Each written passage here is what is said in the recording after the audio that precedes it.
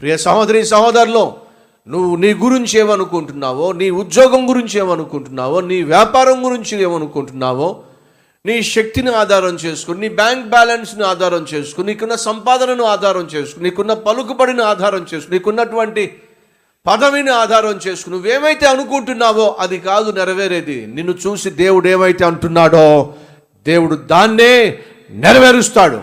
ఈ విషయాన్ని మర్చిపోవద్దని ప్రభువు పేరట మనవి చేస్తున్నా. నాకు డోకా లేదు, నన్నెవ్వడు తాకలేడు అనుకున్నాడు పాపం మనిషే. కానీ దేవుడు అన్నాడు, శిక్షించబోతున్నా, అడ్రస్ లేకుండా చేయబోతున్నా, నువ్వు కలిగి ఉన్న పోస్ట్ నుంచి, ఆ పొజిషన్ నుంచి కిందకి ఏడవబోతున్నా. దేవుడు ఏమైతే అన్నాడో దాన్ని చేసేసాడు.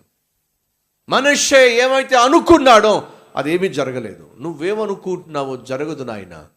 దేవుడు ఏమంటాడో ఏమంటున్నాడో అదే జరుగుతుంది.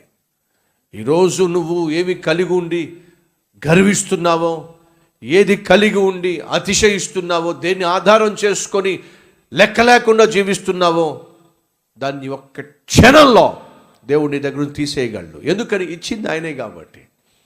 ఈరోజు నువ్వు ఆరోగ్యం కలిగి ఉన్నావా? దేవుడు నీకు ఇచ్చాడు. ఈరోజు అందము కలిగి ఉన్నావా? దేవుడు నీకు ఇచ్చాడు. ఈరోజు ఆస్తిని కలిగి ఉన్నావా? దేవుడు నీకు ఇచ్చాడు. ఈరోజు ఇతరుల కంటే ఆధిక్యత కలిగి ఉన్నావా? దేవుడు నీకు ఇచ్చాడు. ఈరోజు నువ్వు ఐశ్వర్యం కలిగి ఉన్నావా? దేవుడు నీకు ఇచ్చాడు.